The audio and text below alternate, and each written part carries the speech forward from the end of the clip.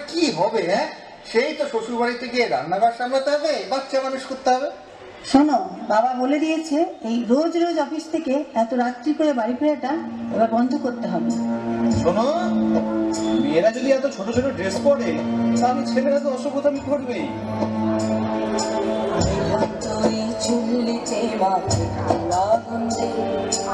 আর একটু কাল বেঁচেই থাকি বাঁচার